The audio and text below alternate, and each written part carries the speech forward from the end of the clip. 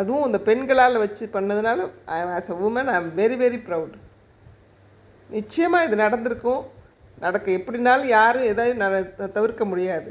ஆனால் இத்தனை வருஷமாக பார்த்தீங்கன்னா சுதந்திரம் அடைஞ்சதுலேருந்தே அவன் வந்து டெரரிஸ்ட்டாக அனுப்புவான், நம்ம மீனவர்களை தாக்குவான், நம்மளுடைய லேடிஸை வந்து ரேப் பண்ணுவாங்க, இங்கே வந்து கல்யாணம் பண்ணிட்டு போவாங்க, என்னென்ன உண்டோ அத்தனை அட்டூழியமும் பண்ணிகிட்டு இருந்திருக்கான்.